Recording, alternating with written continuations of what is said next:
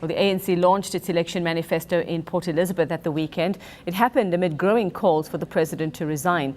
Well, Denis Goldberg's voice is among those. The ANC stalwart has been openly critical of President Jacob Zuma's leadership and has called on him to step down. He recently said he felt betrayed by a man he once defended. Well, Goldberg joins us now from our Cape Town studio. Mr. Goldberg, a very good morning to you and thank you for your time. You've been critical of the president and the ANC long before the most recent controversy. And you've written about it, the latest being your open letter in the paper yesterday.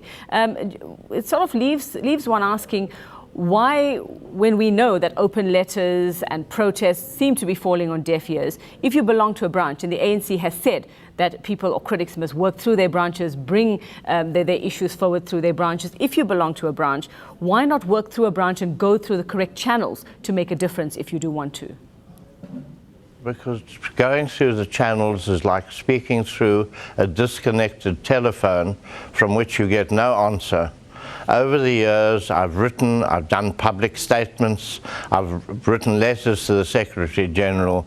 They're not even acknowledged as being received, let alone some comment about, yes, we agree, or we disagree, or we're discussing the matter. And so I chose to go through the open channel because the call for quiet in the ranks is to say, be quiet, don't criticize us, we have decided, obey orders. And I'm afraid it's beyond taking orders, because we've allowed, as an organization, corruption, cronyism, misleading lies in Parliament, misrepresentation, and now lawyers in Parliament, our lawyers, still go on and say, well, you know, it's not really a violation, it's just a little bit of offence against the Constitution. We are the upholders of the Constitution we wrote, we created, and we are defeating it and not defending it, and we have to speak out and say, defend our Constitution with new leaders. Now, Mr. Goldberg, so I did an open letter. There seems to be a perception in some quarters, in some pockets of society, that there is a plan at work. If you saw front pages yesterday in the Sunday Times, I think it was, where there was an article suggesting from a source that, from a top ANC official, that there is a plan to work President Jacob Zuma out. And, you know, many people asking, when you talk to them about it, going, what do you think is really happening? This is the united front they're putting out, but what do you think is really happening? What do you think is really happening? I think that the leadership is trying to stall. They're hoping that it will go away. They're hoping that we will do better in the election campaign, the local government, than we're going to do. And they hope that if we do badly, then he can be forced to resign. My opinion, and that of many others, is he needs to resign now before he is humiliated. He has been a great leader, he is no longer a great leader, and he would do the honorable thing and rescue his organization and our organization by resigning before the election, so that people would see that the African National Congress is serious about restoring its moral high ground and regaining the high ground as an honorable leader of the people, instead of saying, just leave it, we'll discuss it, we'll take our time. No, no, no, no, no, no.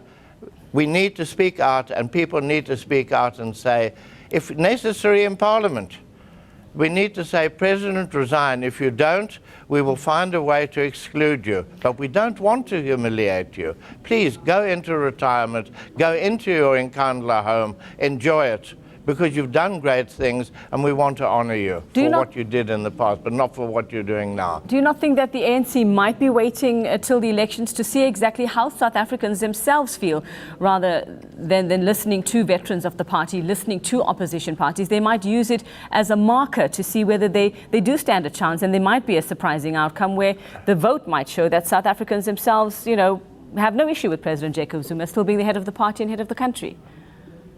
We are leaders. We don't wait for people to tell us what to do. We need to re-establish the fact that the African National Congress obeys the letter of the Constitution and its spirit to lead our people to a better South Africa, not be part of the corruption, not be part of the telling lies in Parliament.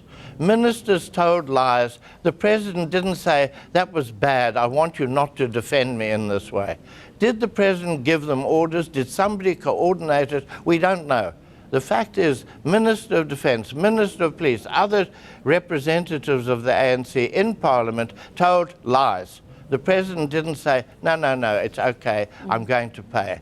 Only when he was going to lose the case did he start talking about, yes, okay, I will pay. Previously, he said, I will not pay, why should I pay? I didn't ask for this stuff. Now he comes with an apology, which is not an apology, because over 3 years, he kept making the same mistake and kept on taking the wrong legal advice when the issues were political.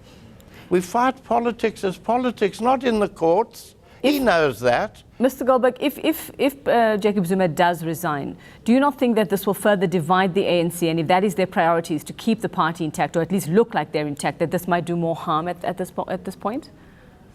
This is what people are saying. My personal belief, and that of many people I've spoken to, is that we need to start rectifying the situation. It's not just about the local government elections now. It's about the national elections in 2019. We have to clean the stable. We have to show people that we are honorable and they can trust us. How can the president, who's just been found to have violated the Constitution by misleading Parliament, by all of these things, go to Port Elizabeth and say, trust me, we will fight corruption? It's unconvincing. It's unconvincing as a political party. Why should we believe him? A lot of us don't anymore. Mr. Goldberg, and we don't believe the national executive who's back him. You speak of trust and about believing in parties, and I was in Port Elizabeth last week speaking to people on the ground. I mean, even as late as waiting in the queue at the airport to come back home, and speaking to ordinary citizens, and they just seem to be lost. They seem to have a trust issue with the ANC. They seem to have a trust issue with opposition parties as well, the DA as well. They said, we don't know. A lot of them are opting not to vote. What is the alternative for South Africans right now? The alternative is to support the ANC in convincing it to regain the high ground and to lead as we have led in the past, upholding the principles of the Freedom Charter, tackling poverty, not by creating a small elite of very well-connected political people who are robbing us of our freedom. And this is what people are saying. They don't want to vote for the opposition. The opposition criticizes detail of this, that, and the other. There's a drought. We act to deal with the drought. You're not doing enough. But they don't have alternative policies for the future of the country. Only the ANC can do this if we regain a new leadership with taking the lead forward. There are great people in our ANC, great people.